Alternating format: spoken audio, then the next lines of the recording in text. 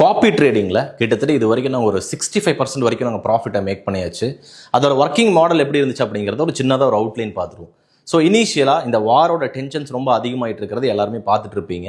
So இந்த டைமில் நாங்கள் ஒர்க் பண்ணதுக்குண்டான பிளான் என்ன அப்படின்னு பார்த்தீங்கன்னா, ஸோ ஸ்டார்டிங்கில் மார்க்கெட் ஃபால் ஆக ஆரம்பிக்கும் போது, எஸ்பெஷலி நம்ம கோல்டில் ட்ரேட் பண்ணிட்டு இருக்கிறதுனால, ஸோ ரீசெண்டாக ஒரு 2 to 3 months கோல்டு தொடர்ந்து ஃபால் ஆகிட்டு இருந்ததை எல்லாருமே பார்த்துட்டு இருந்திருப்போம். பட் ஸ்டார்டிங்கில் இந்த இன்ஃபர்மேஷன் என்ன காரணத்தினால கோல்டு கீழே இறங்கிட்டு இருக்கு அப்படிங்கிறது யாருக்குமே தெரியாது. ஸோ ஸ்டார்டிங்கில் வார் ஆரம்பிக்கிறதுக்கு முன்னாடியே கோல்டோட ப்ரைஸ் ஃபால் ஆக ஆரம்பிச்சிருச்சு. ஸோ ஃபியூ வீக்ஸுக்கு அப்புறம் தான் இந்த வாரோட டென்ஷன்ஸ்னால தான் கோல்டு கீழே இறங்கிட்டு இருக்கு அப்படிங்கிற இன்ஃபர்மேஷன் வெளியில் வர ஆரம்பிக்குது. பிகாஸ் யூஸ்வலாக இந்த வார் டைமில் கோல்டோட ப்ரைஸ் அப்படிங்கிறது எப்பவுமே இன்க்ரீஸ் ஆகிட்டே மட்டும்தான் இருக்கும். பட் இந்த டைம் அதுக்கு ஆப்போசிட்டாக கோல்டோட ப்ரைஸ் நல்லா ஃபால் ஆகிட்டு இருக்கு. இதுக்கு என்ன காரணம் அப்படின்னு பார்த்தீங்கன்னா, இப்போ நடந்துட்டு இருக்கக்கூடிய வார் அப்படிங்கிறது it is completely based on energy.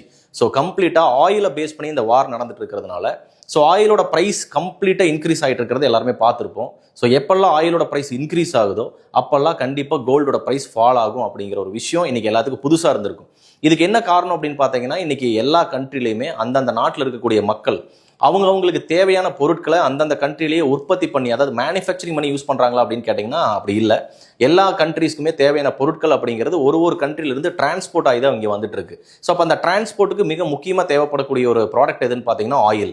So இந்த வார் அப்படிங்கிறது கம்ப்ளீட்டாக ஆயிலை பேஸ் பண்ணி இருக்கிறதுனால ஆயிலோட டிமாண்ட் ரொம்ப அதிகமாகுது. பிகாஸ் ஸோ ஸ்ட்ரைட் ஆஃப் ஹார்மோஸை எப்போ ஸ்டாப் பண்ணாங்களோ அப்போவே ஆயில் ஒரு கண்ட்ரிலேருந்து இன்னொரு கண்ட்ரிக்கு ட்ராவல் பண்ண முடியாமல் ஒரே இடத்துல ஸ்ட்ரக் ஆகி நிற்க ஆரம்பிக்குது. ஸோ அந்த சிச்சுவேஷன்ஸ்னால எல்லா பொருட்களோட விலைவாசியும் உயரக்கூடிய ஒரு சிச்சுவேஷன் ஏற்படுது. ஸோ ஆட்டோமேட்டிக்காக காஸ்ட் ஆஃப் லிவிங் இன்க்ரீஸ் ஆச்சு அப்படின்னா அது இன்ஃப்ளேஷனை கொண்டு போய் நிறுத்திடும் அப்படிங்கிற ஒரு எக்ஸ்பெக்டேஷன் இருக்கு. ஸோ ஒரு கண்ட்ரியோட இன்ஃப்ளேஷனை கண்ட்ரோல் பண்ணணும் அப்படின்னா ஃபெடரல் ரிசர்வ் இன்ட்ரெஸ்ட் ரேட்டை இன்க்ரீஸ் பண்ணுவாங்க. அதாவது அந்த கரன்சிக்கு வட்டி அதிகமாச்சு அப்படின்னா மக்கள் முதலீடு பண்ணியிருக்கக்கூடிய பணத்தை, அதாவது தங்கத்தில் முதலீடு பண்ணியிருக்கக்கூடிய எல்லா பணத்தையும் கரன்சி மேலே ஷிஃப்ட் பண்ண ஆரம்பிக்கிறாங்க.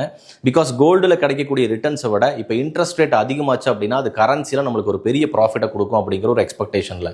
ஸோ இந்த எக்ஸ்பெக்டேஷன் என்ன பண்ணுச்சு அப்படின்னா, கோல்டு மேலே ஒரு பெரிய இம்பாக்டை கிரியேட் பண்ணி ஒரு பெரிய ஃபாலை கிரியேட் பண்ணிச்சு. பிகாஸ் இன்வெஸ்டர்ஸ் அவங்களோட ஃபண்ட்ஸை கோல்டுல இருந்து கரன்சிக்கு மூவ் பண்ண ஆரம்பிச்சிட்டாங்க. ஸோ நாங்கள் இந்த இன்ஃபர்மேஷனை யூஸ் பண்ணி அரௌண்ட் ஒரு 8 to 10% ஃபர்ஸ்ட் ட்ரேடில் ப்ராஃபிட் புக் பண்ணோம். இதுக்கு அடுத்து ஒரு 2 months வாரோட டென்ஷன் தொடர்ந்து இன்க்ரீஸ் ஆகிட்டே இருந்துச்சு. அதுக்கப்புறம் ஒரு வழியாக இந்த வாரை டெம்பரவரியாக நிறுத்தி வைக்கலாம் அப்படிங்கிற ஒரு முடிவு எடுக்கிறாங்க.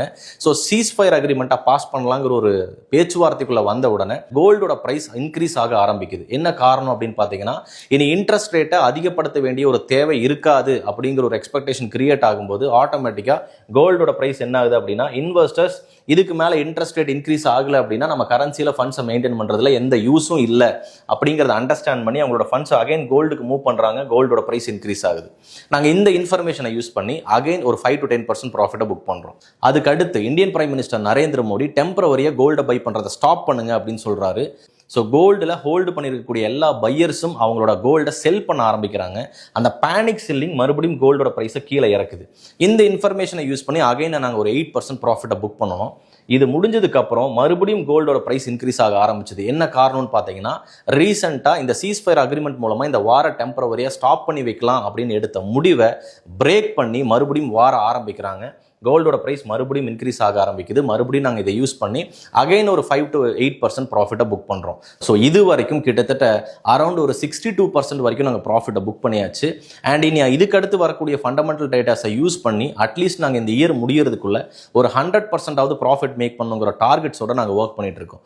ஸோ இந்த மாதிரி கம்ப்ளீட்டாக ஒன்லி டெக்னிக்கலை மட்டும் பேஸ் பண்ணாமல் ஃபண்டமெண்டல் டேட்டாஸை நீங்கள் கலெக்ட் பண்ணி ட்ரேட் பண்ணும்போது லாங் டேர்முக்கு நீங்கள் எக்ஸ்பெக்ட் பண்ணக்கூடிய டார்கெட்ஸை உங்களால் ஈஸியாக ரீச் பண்ண முடியும். ஸோ இதே மாதிரி நீங்களும் லேர்ன் பண்ணணும்னு விருப்பப்பட்டீங்க அப்படின்னா எங்களோட ஆன்லைன் ட்ரைனிங் ப்ரோக்ராம்ஸை மறக்காம அட்டன் பண்ணுங்க.